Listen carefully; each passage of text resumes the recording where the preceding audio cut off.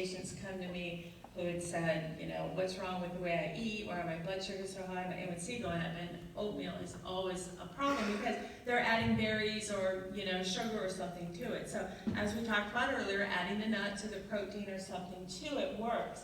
But this is a real interesting study, thinking about the whole day. They fed children 3 different breakfasts. They fed them the instant oatmeal packs with all the sugar.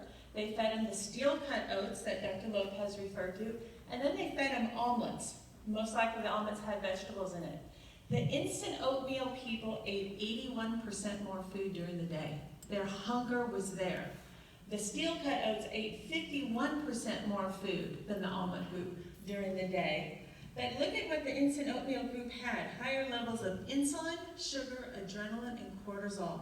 Stress. You just stressed your body with those sugar packets of oatmeal. So you're chasing the sugar when you eat those other foods. You're not controlling your eating. You're chasing what your body wants because it's craving more sugar because you have an over-response of insulin. It's like throwing that ball to the outfield, but you threw it way out and you threw a foul ball. You threw it way out, way over the guy's head. And that's what happens at insulin response. You've overthrown the ball. Bread. 2 slices of whole wheat bread will raise your blood sugar faster than a tablespoon of sugar. That's about all I have to say about bread. Bedtime snack. Dr. Patel, you've had some good luck with this one. Yeah, I think, when we talked about earlier, your liver making extra glucose while you sleep, some of it you can improve by having a bedtime snack that has some type of fat and maybe protein with it as well, like some cooked eggs, maybe celery and peanut butter,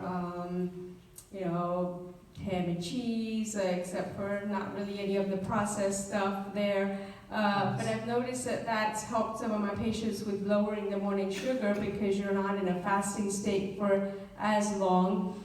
And then that keeps your liver from producing the excess glucose that it does while you sleep.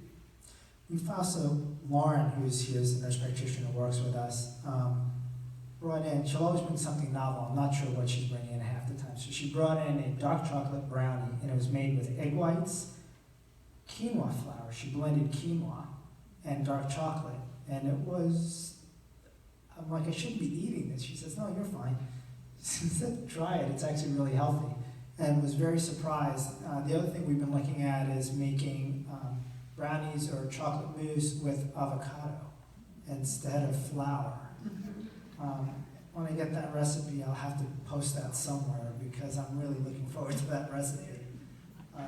But yeah, it depends on what you eat. Hummus is another good one. Hummus is a great snack, and you can flavor that with roasted red pepper or pesto or a lot of other things. How about some of the other factors that raise our blood sugar besides the foods we've talked about? Yeah, so definitely any kind of illness, you might notice, a lot of times the patients that are in the hospital with infections or you undergo some major surgery and are in pain, you notice your sugars are really high, and honestly, you might not even really be eating much at the time. You don't even have a great appetite, but that's almost like your body's response to the stress. You're producing all these hormones that are stress hormones, adrenaline and cortisol, and we have to kind of account for that and adjust medications, and especially on patients that are on insulin, we have to adjust those doses to account for the stress-related rises in the glucose. Moving on, this is one of my favorite quotes. Life has no remote, you have to get up and change it yourself. So I hope everybody gets one tip today that helps them with that. And this is really interesting. Dr. Lopez, you want to address this quote?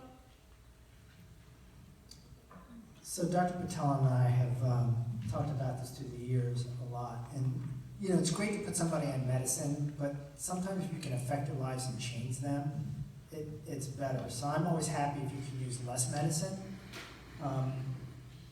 Everything has a side effect. You breathe too fast, you're going to fall over. If you eat too many aspirins, you're going to, affect your metabolic system and your kidneys. So, too many medicines. Now I'm juggling a lot of stuff, and I'm having to think way too hard.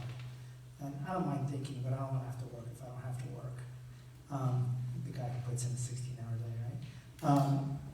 But I think the big key is involving your patient. And if we involve you in your treatment plan and get you to find out what you can do, can you get up and walk a little bit? Can we change how we cook this food? And in our practice, there's always a tip on how you cook something or how you eat. Because food is a social issue, and it's a big thing in our lives. And if you can change how you prepare that food and eat it, it makes a big difference.